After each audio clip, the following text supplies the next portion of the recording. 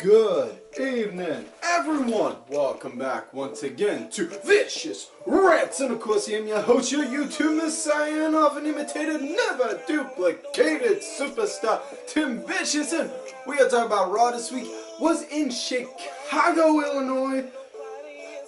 Was at one point one of my favorite towns to have a show in, but ever since, he whose name shan't be named decided to up and leave, it's now that town is nothing more but a smart hall. It's a cesspool for all the smarks, because you'll see the dipshits go out and try and chant his fucking name. Guys, I understand he was fucking pissed about the position he was in the show, in the company. But he fucking took his ball and left. No different than Steve Austin did.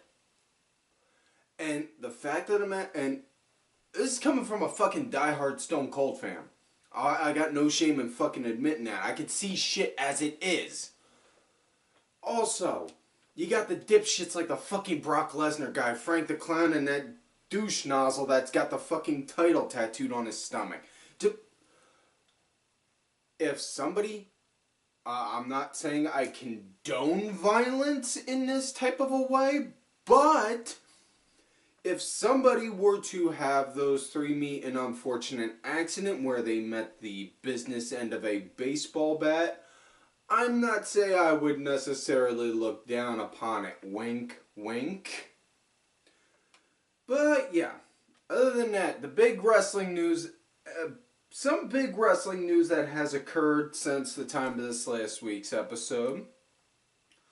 The Young Bucks wound up doing a surprise visit at AAA down in Mexico, beat the Lucha Brothers and are now the AAA Tag Team Champions, which, I'm not gonna lie, that it was fucking nice to see. That was a good surprise out of nowhere, and that just sets up their match at Double or Nothing so much more better now. So, and not only that, that also helps solidify the business deal that they got set up with AAA. So, now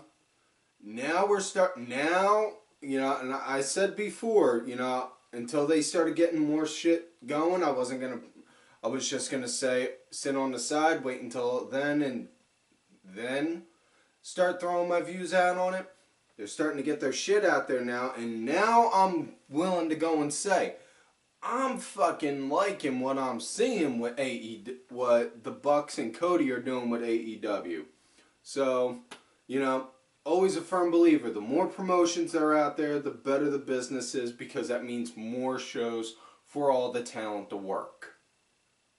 Now, with that said, let's get into Monday Night Raw. It starts out with Mind Savior Paul E. Heyman coming out with the Beast Brock Lesnar. And that's about as good as I can do as a Paul Heyman impression with that.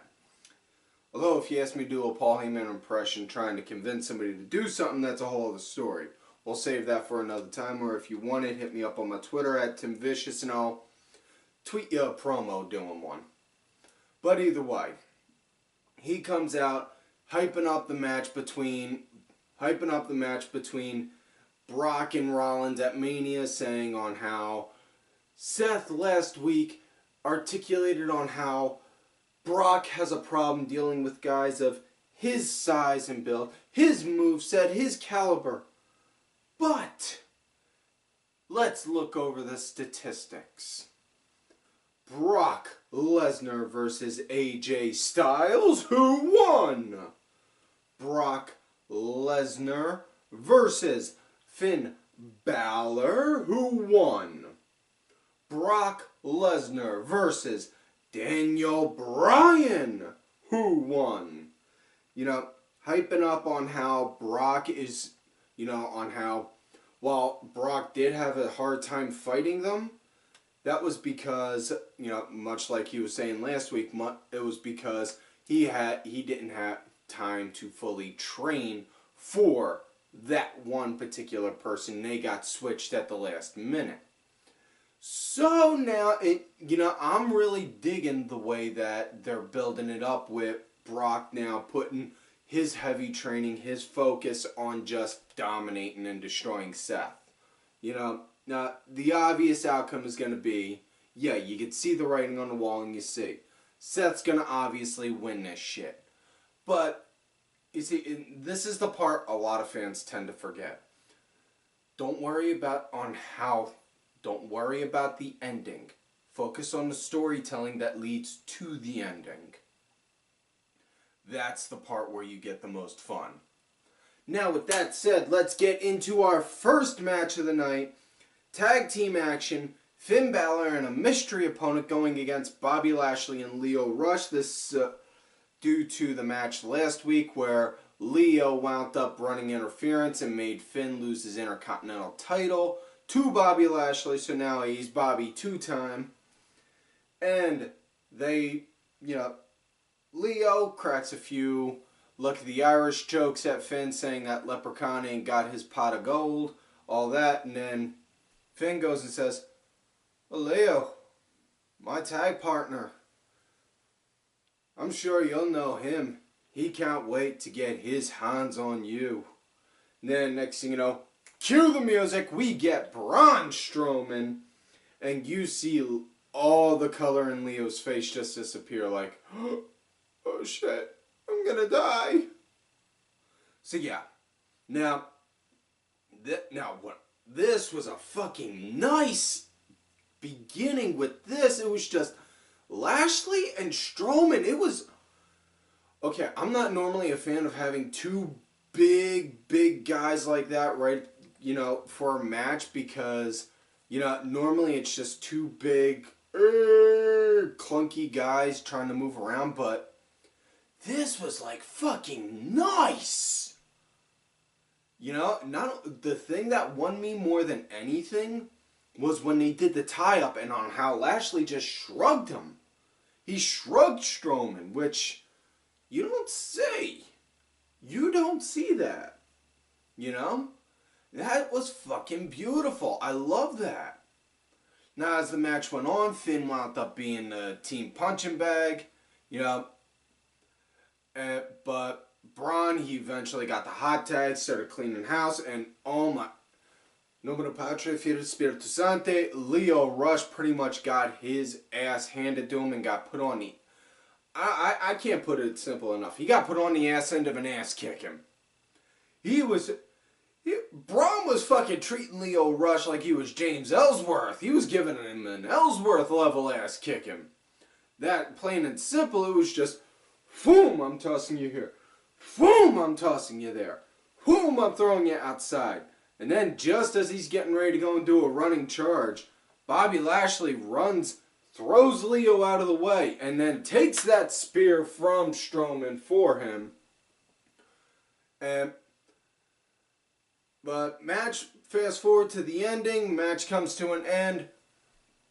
Braun Strowman, he gets Lio Rush, hits him with the running power slam, 1, 2, 3, that is it. The big takeaway from that ending, though, is as Lio and Strowman are in the ring, Lashley's walking off like, nah, like that's it.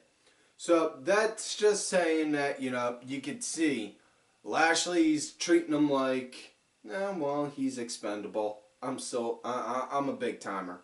I ain't got to worry about that shit. So that adds to his heel persona if they capitalize on it. Next matchup we got No Way Jose going against Elias, and this wound up coming to be because the smelly hipster wound up having a moment on Alexa Bliss's talk show, and he said he's going to be the musical performance for WrestleMania, which, oh boy, I'm gonna need to get some I'm gonna need to get some really good noise canceling headphones. Maybe like those boys ones. But yeah. Just as he was about to go and strum, next thing you know, boom. Heavy Machinery bring a conga line out. Alexa Bliss calls out Otis Dvosovic on it, like, we rehearsed this 10 times. You were supposed to come out at the end of the segment. Don't you know on how to get this right? And then they proceeded to keep doing it, and then No Way Jose surprised him out of nowhere for getting returned from beatdown last week, which now leads to this match. And Jose, he wound up bleeding right after the break. And Elias wound up picking it up, though, at the end. This was a very short-lived match. Or, not short-lived, I should say, but very as it is. What you see is what you get on this. And honestly, I'm sorry, but No Way Jose, just, no. You don't do nothing. I mean, they tried doing this experiment before with Adam Rose. It got nowhere. And, yeah. The party guy is the party gimmick is not gonna work. So, but just let it go. Let sleeping dogs lie. Next up, we get women's action. Sasha Banks going against Natayla, and this match came to be because Sasha and Bayley were out cutting a promo saying on how they're willing to take on anyone for their women's tag titles. Out comes Natayla along with Beth Phoenix, which, can we just take a moment to appreciate Beth Phoenix? Whew, good God. That woman is like fine wine. She just gets better with age. Whew. Alright, sorry, now that I've had that moment. They come out, hype up, saying, Beth comes out saying, you know, I was perfectly fine sitting by, doing commentating, seeing on how, watching you girls shine and all. But after Nia hit me at Fastlane, I went back in and we won a shot at your titles. And we won it at Mania. Sasha and Bayley, for obvious reasons, turned it down, which then led to slap fights between all four, and then we get this match. I would definitely just say this was a piss break match because there was some back and forth until Nia came out, cut a promo up on the apron, and then Tamina out of nowhere hit super kicks on everyone, so the ref threw the match out, no winner. Next up, we got Ricochet going against Jinder Mahal. Had a nice pace to it, decent feel, but what I absolutely loved was the way Jinder was grounding him, you know, doing like old classic style chin lock, and not only that with the chin lock, like using them long ass legs of his to wrap around Ricochet's body to keep him down. And you know, I was thinking about this the other day because I had a conversation with somebody. Somebody was talking about on how Jinder's, you know, on the juice because, you know, on how ripped he is and the fact that he's developed what most gym rats call bitch tits. It's where a guy's pecs start to sag a little. But here's the thing. The Rock. If you recall, back during his time when he was feuding with Mick Foley, when their feud was at their highest, during that time, all of his majority of his matches were when he was wearing a t-shirt. You know why? Because he chose to get an elective surgery to fix that because he was developing bitch tits. It's not just because Jinder's getting them, just because Jinder's developing them, that doesn't mean that he's on the juice. Doesn't mean he's on any kind of juice or anything like that, man. That shit's fucking hereditary. It's the way, you know, it happens between genetics and the way you work and left. That's all it is, plain and simple. Now, I'm not trying to go out there and say, you know, there are guys out there that use this stuff. You fucking know that. But, for fuck's sake, stop saying the man's constantly using it. Now, let's get back to the match. Like I was saying, loved on how Jinder was using his body to act, his whole body in ways to keep him down. But after a while, Ricochet gave him an elbow to the throat, and that gave him time to go and build up some leverage, build a comeback. Wound up doing it, and Ricochet wound up scoring the win. He built the comeback and then hit the 630. So, yeah. Now, hopefully at some point this is going to lead to Ricochet getting a singles push, because as much as I love Ricochet and I love Black, yeah, those two are a decent tag team. I would like to see where they go singles. You know? Have them be like good friends, better enemies sort of thing. Like, you know, we're really good as a tag team, but I prefer to go out there and fucking fight solo. Shit like that. Something along those lines. But either way, next up we got... This is the official piss break of the night, folks. Ronda Rousey against Dana Brooke, and... Yeah. Piss break. Ronda won real super fast. Hit an armbar. After that, refs tried to force her to let go. She didn't. Slapped a few refs. Went over. Walked over. Went to go kiss her husband. Next thing you know, security went to go and try and escort her to the back. She threw a few down. And then security wound up getting in between her and her husband. Her husband took a shot at one. And then next thing you know, he was just like, nope, come here, honey. We're leaving. So... honestly, I really can care. I can give two shits about Ronda because, yep, I'm sorry.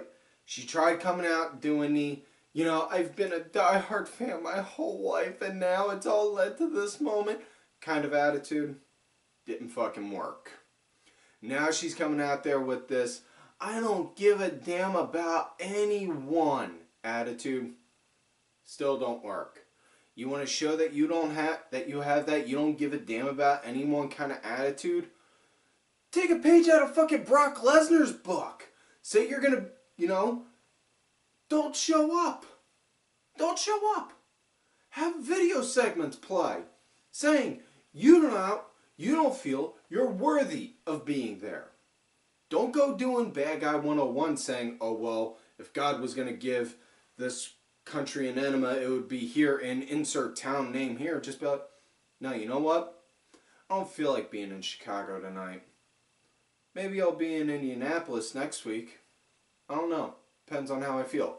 Something like that. That's fucking heel work right there. But just, I don't give a damn what you all think of me. Really? I mean, I'm not trying to quote The Miz here, but really? Really? So yeah. Next matchup we get... Actually, folks, I apologize.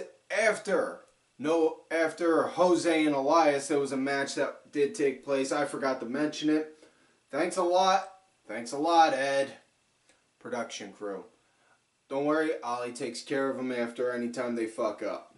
But yeah, Kurt Angle going against Chad Gable, and this was the fucking match of the night right here in my book. Now, before the match, Kurt Angle did announce that he was going to have WrestleMania. Well, last week he announced WrestleMania was going to be his retirement match, and this week he announced his opponent is going to be Baron Corbin, which... okay, I mean, personally I would have liked John Cena, but for obvious reasons you can't get Cena because he's filming and he can't film and act he can't act and wrestle at the same time. It's, you know, film actors, guild union issues and all that shit, but yeah, I think that would have been great because just have Cena go and bust out the ruthless aggression style like promos. But Angle and Gable, oh my god, this was a great mat-based match. I loved on how at one point Gable started working on Angle's left knee, and the little thing Angle showed that a lot of people don't take the time to appreciate or do anymore is fucking sell. You know, You know, and I'm not talking like, but like small little limps. Little limps, you know? Didn't make it like, oh yeah, he really tweaked it, now I can't move it around as much. No, it was just like, son of a bitch, he fucking caught me right there and that shit hurt. Kind of sell. That's the kind. Now, great weight. This was a great match all around. I absolutely loved it. Match came to an end with Kurt. Obviously, he got the ankle lock and got the win. Now, with that said, now let's get back on track to where we were. Apollo Crews, Baron Corbin. This came to be because Apollo wound up pretty much pestering and trolling Corbin in the back like, you know Kurt's going to kick your ass at Mania, right? How about you do a warm-up, give a match with me tonight? I'm not giving you a match. What makes you think you should? You gonna give me a match? Oh, let me finish. What makes you gonna give me a match? Oh, what, gonna give me a match? Fine! And yeah. So yeah. Now, Corbin, he was pretty much being the QB, leading the entire match. Very much so in the way, you know, you look at it, psychology, it made sense. Because Corbin, he's the bigger guy. So, yeah, he's supposed to be the heel. The heels are the quarterbacks. They lead the goddamn match. That's on how it's supposed to go. Match was what it was, but it came to an end when Corbin went to go for the end of days. Apollo countered it, got a quick roll-up. Now, before the end of days, though, Corbin, he was out, you know, messing with the crowd, so that's what gave Crews the time to rest up enough to be able to get enough energy to do the roll-up. So now we come to the main event of the night. Drew McIntyre, Seth Rollins. This was made due to last week. McIntyre beating the shit out of Roman and Ambrose. Plus, earlier in the night, I forgot to mention it, during the Paul Heyman promo, McIntyre came out and said, listen, Brock, you and your advocate may want to consider having me be your challenger at WrestleMania, because once I take Seth Rollins out tonight, you're going to need a whole new opponent. And then that proceeded to have Seth come out of nowhere, beat him up, smash a chair, break a chair over him. And so yeah, now we'll fast forward to this match, and holy shit was this match fucking hot. They had a brawl right on the ramp before the bell even rang, and then when the bell did ring, McIntyre, he was leading it. You know, really nice way they go. These guys have had I have yet to find one bad match that these guys have had. These guys got some fucking good chemistry. You know, there's no way around that. And now Seth, he wound up building a good bit of comeback, wound up hitting 2 suicide dives, then wound up hitting a sling blade. Just as he was looking like he was about to go and size up for a curb stomp, next you know, bam! Brock's music hits. He stops, goes and sees him like, come on, Brock, come on down, come on. And then turns around, Drew, boom, hits him with the Claymore, 1, 2, 3. That was it. So your winner is Drew McIntyre. So yeah, that is it for this week's show, folks. So do not forget to like the video, subscribe to the channel, go back, watch some of the other episodes. Make sure you look for me on my Twitter at Tim Vicious. Do also have another account if I get ghosted or put in Twitter jail, Tim_Vicious. I am also on that Facebook gimmick, Tim Ash. If you're going to look for me on my Facebook gimmick, make sure you let me know you found me on there from here. Or my Twitter at Tim Vicious. I don't think you got your Coop John going. And folks, do not forget to follow all of these cool ass cats right here on the Twitter. Axel Mulligan, Kitty Killer, my good brother, and Danny Sunday, DSB_IV, Cranky Grandpa, Dazzy MWP, and Sergeant Curry Pants. Huge ups to my executive producer, Oliver Ben, who did contribute the music for this week's show. Make sure y'all check it out. It's on iTunes, Spotify, and such. Details are down below. Also, you want one of these sweet-ass Ollie Rewind shirts, hit me up and I'll talk to the man for you. Show that guy some love and support. He busts his ass for this show. just like we all do. And folks, like I always tell y'all, you love me great, you hate me. Fuck you.